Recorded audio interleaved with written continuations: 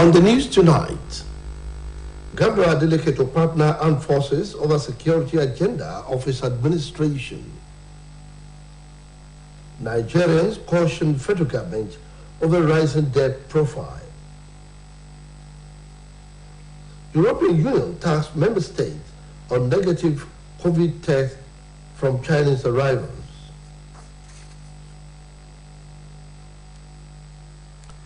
Good evening. Welcome to the Major Report. Babatunde Bolachito is my name. Osho State Governor Senator Ademola Adeleke has assured armed forces of expanded level of partnership in line with security sector reform of his administration that places welfare of personnel at the center stage.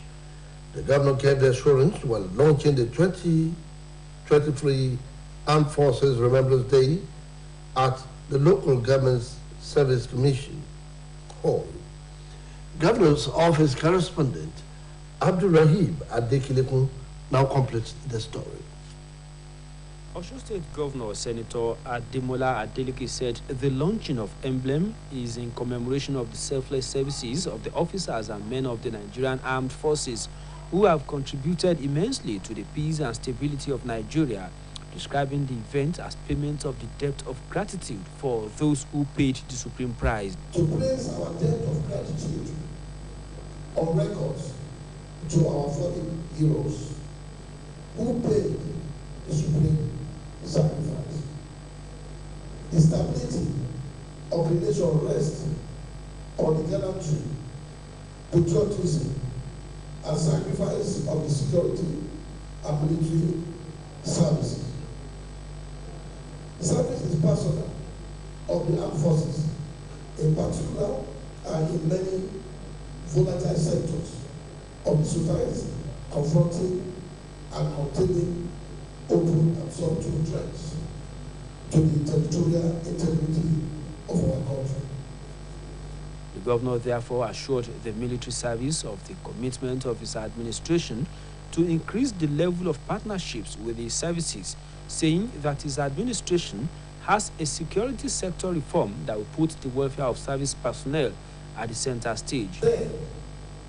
And commit to the well-being of our service personnel, our veterans and their families will continue to receive our support in recognition of their service to the fatherland.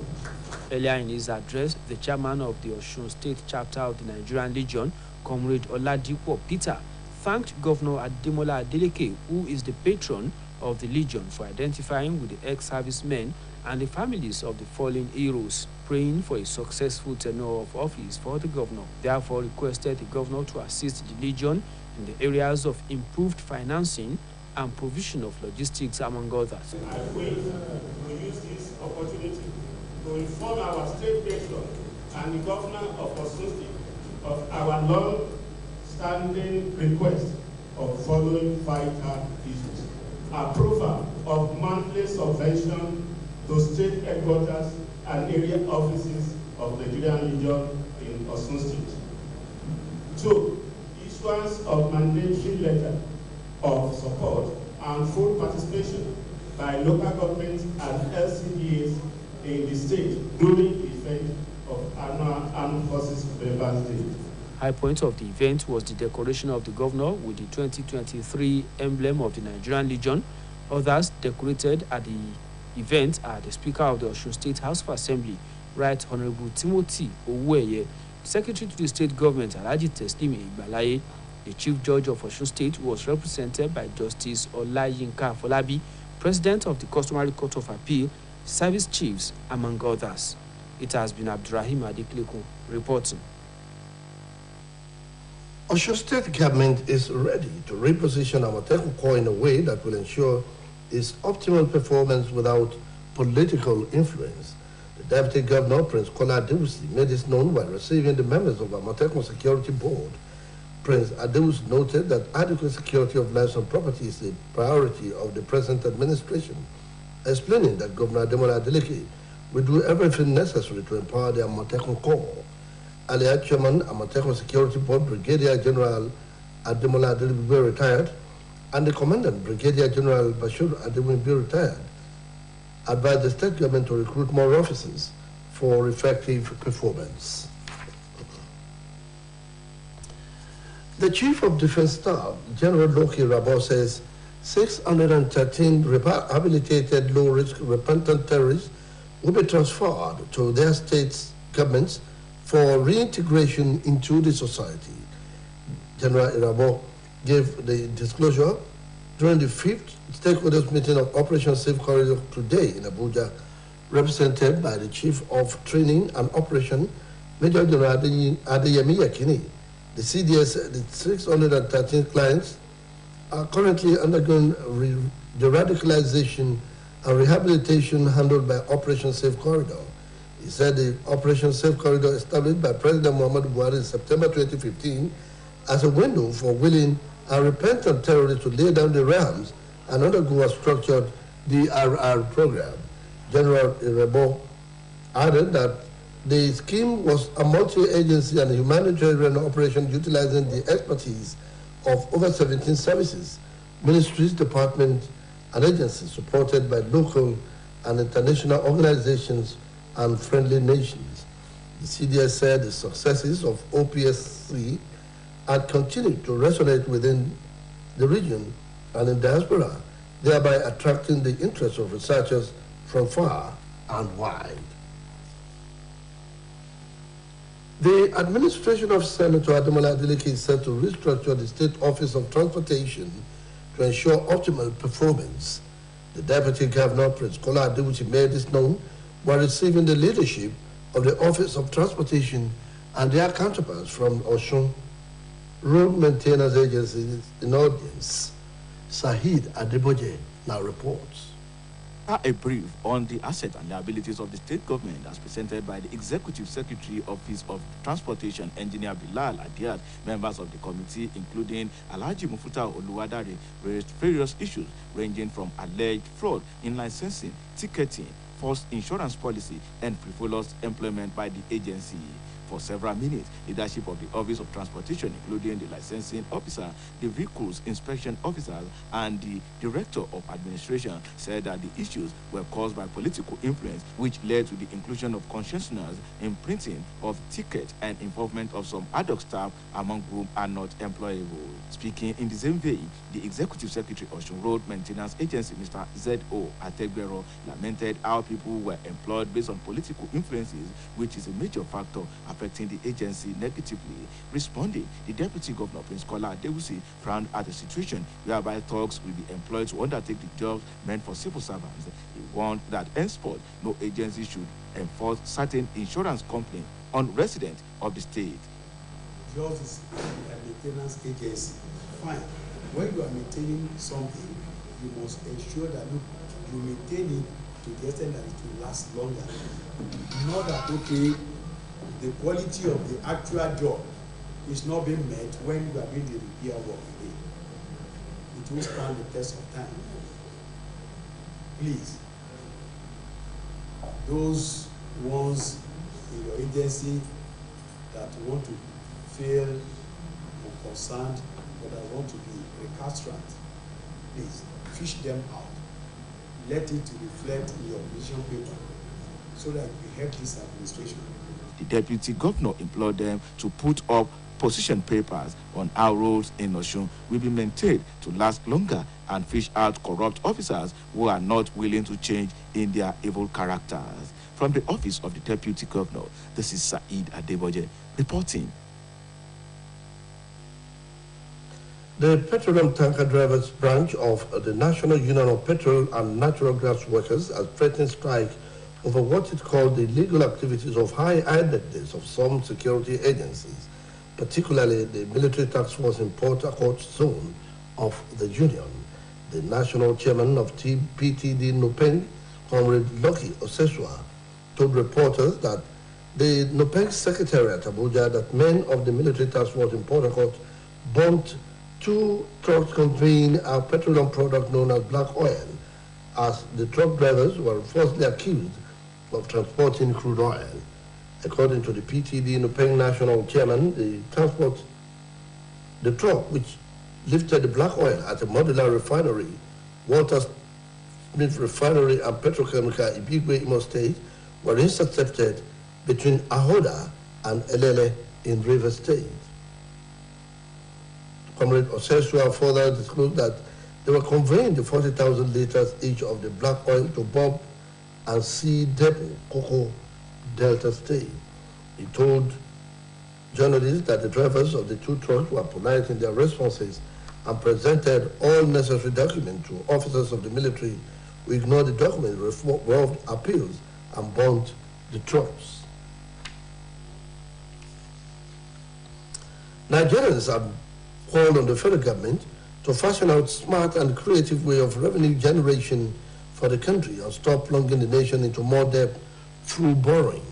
Those who spoke in separate interviews with Osbc News against the backdrop of the report said that Nigeria's debt profile may rise to 77 trillion naira by 29th of May this year, advised the federal government to rescind its decision. Our reporter, Oluchi Amuda, now completes the story. Report from the Debt Management Office, which revealed that Nigeria's total public debt could rise to 77 trillion naira from the 44 trillion naira as of September last year, after a band-to-band swap and new borrowings to fund the 2023 budget has been generating reactions among Nigerians. The Senate had last week put up a decision on the president's request to convert $53 billion worth of temporary loans to the government from the Central Bank of Nigeria into a 40-year bond after some lawmakers questioned the plan. The president had, however, insisted that the country would pay 1.8 trillion naira in extra interest this year if Parliament rejects the loan to band swap request. This latest development concerning the rising debt profile of Nigeria is not going down well with some Nigerians who believe that the economy is already in shambles, and taking such a step would further impoverish the already suffering masses and the unborn generation. Mr. Abdul Maruf Adebayo and Honorable Akintola Omolaoye, who spoke in separate interviews with Osbc News, urged the government to consider the future of the country in its policy implementations. I will never support the government of the day taking more loan, because the one they took in the last 8 years, there is nothing to show for that. And once the debt profile cannot match up with the level of development, I don't see any reason why such a government will still insist that they are taking loan. If the debt profile of a nation or Nigeria is clamping to 77 trillion naira, it's worrisome. It's worrisome. However, you know, these things are garbage in, garbage out to some extent.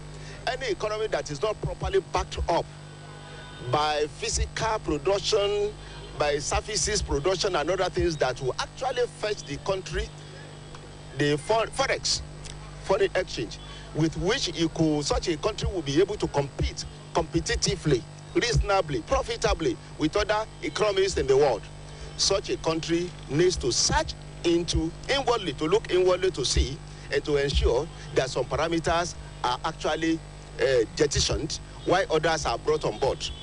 The Minister of Finance, Zainab Ahmed, had announced that total public debt will rise to 35% of GDP from 22.97% with the loan conversion. She added that the conversion and new borrowings will take domestic debt to 70% of total public debt in 2023 from 61.1% currently.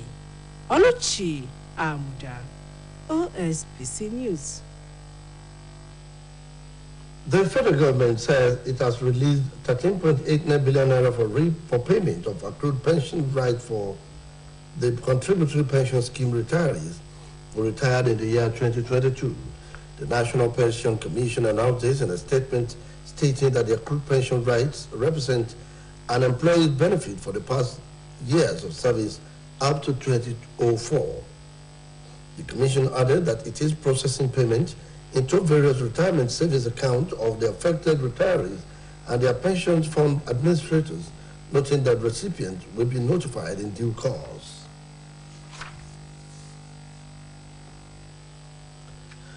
The Speaker of the State House of Assembly, Honorable Timothy Oweye, says February 25 presidential election is an election of destiny as it encourages eligible voters who are yet to collect their permanent voter cards to do so. Honorable Timothy Uweye stated this while addressing the crowd during the inauguration of Tinubu Shetima presidential campaign in Oshobo.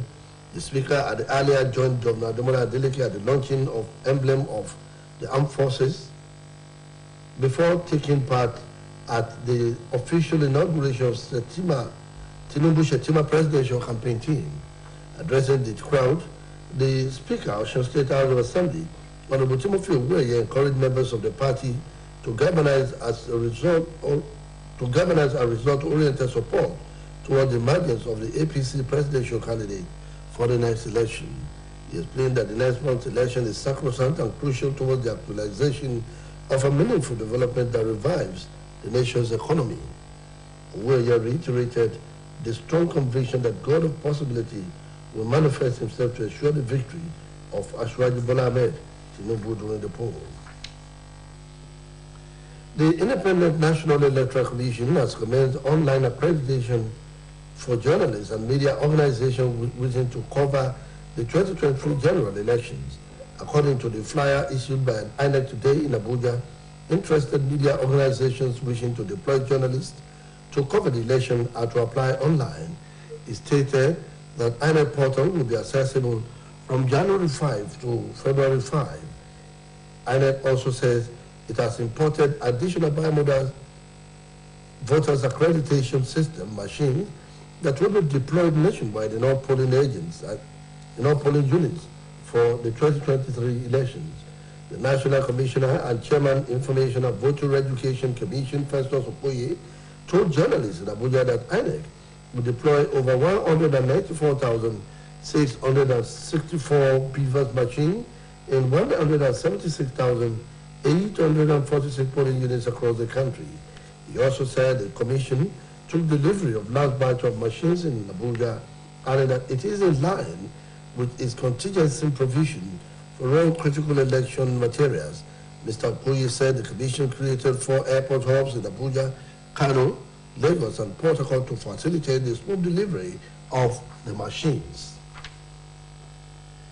As the 2023 general elections draw nearer, Nigerians have called on the Independent National Electoral Commission to ensure that politicians and electorate who engage in buying and selling of permanent voter cards are prosecuted. Those who spoke with Osbc News amidst allegations of politicians are piling up PVCs to rig elections commended INEC for introducing technology into the electoral process. Oluwatobiloba Odunuga takes up the story from here. The 2023 general election is just some weeks away, and the major requirements needed by the electorate to fully participate in the election is the permanent voters card, PVCs. However, there have been allegations that politicians and some electorate have engaged in the business of buying and selling of permanent voters cards with the intention of rigging the election. The electoral umpire has described it as an effort in futility, as a biometric voter accreditation system, BVAS, with facial identification and fingerprint will make it impossible for anyone to rig the election. Reacting to this, an analyst, Comrade Wale Adebisi, stated that any politicians who is well grounded in the use of technology will not engage in such a time-wasting venture, warning that those selling their PVCs will end up disenfranchised. INEC PVC that people are, using as a business transaction, or they were now transacting it as a business, selling it, collecting money and all that. It's not their property.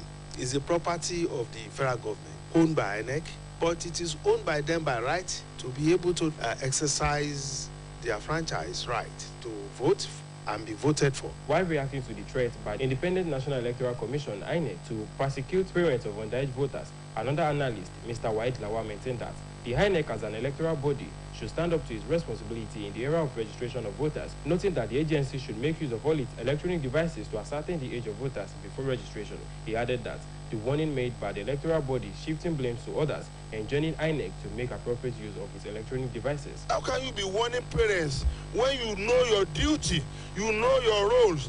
Somebody can come and present himself to you that, oh, I want to register. Look at him critically, you know his age.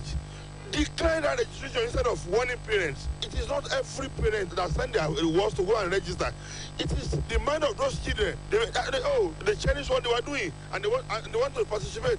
But it is the duty of INEC to now uncover this and stop them from, instead of warning parents. Warning parents is not the solution to it at all.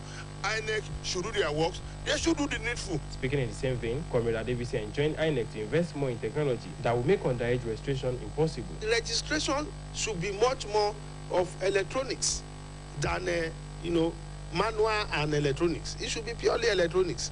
This will now also save the issue of it will take care of the issue of the underage registering and collecting PVCs. The presidential election is billed to hold on the 25th of next month. Oluwa Tobiloba, Odunuga, Osbc News. Governor of Ondo State, Oluwa has imposed a dusk-to-dawn curfew on Ikare Akoko, the headquarters of Akoko Northeast Local Council of Ondo State. According to the governor in a statement issued by his Chief Press Secretary Richard Olatunde, the 24-hour curfew takes immediate effect. The statement added that the curfew became imperative following the violent clashes that rocked the New Year's carnival in the town, which resulted in the killing of some youth in the ancient community. The report says sporadic gunshot pervaded the community earlier in the week when some youth loyal to the Olukare of Ikare and the overlay of Iyometa engaged in a bloody clash over the usage of Okoja Quarter for the carnival. While expressing disappointment over the continued clashes despite meeting the two traditional rulers, Akeredolu stated that security operations have been mobilized to ensure strict compliance with the curfew. Now welcome to our sports segment.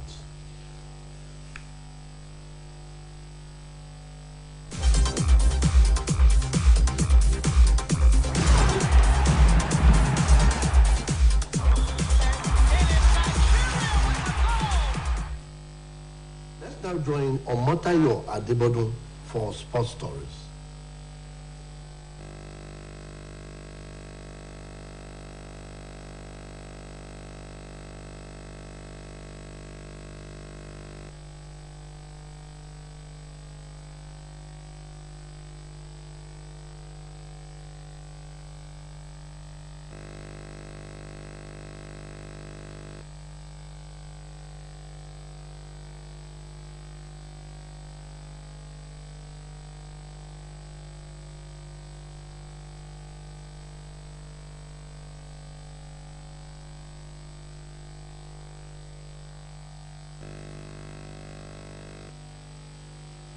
We sincerely apologize for that mix-up. We now continue with the major report. The European Union has recommended that all member states insist on negative COVID-19 tests from Chinese arrivals before they travel. The recommendation on negative tests from the EU's Integrated Political Crisis Response Group A body made up of officials from the EU 27 governments. Some EU countries have already introduced testing despite earlier advice that it was unjustified as travel in and out of China gets easier as part of the scrapping of the zero COVID-19 policy. The World Health Organization warned that China is currently seeing a surge in COVID cases with reports of hospitals and crematoriums being overwhelmed. It also advised that all passengers on flight to and from China wear face masks alongside random testing of flights, and China be introduced and wastewater monitoring be conducted at airports. That report concludes the major report for tonight. It was edited by Kayode Adebayo. Babatunde Bolatito is my name. Thank you for being there. Good night.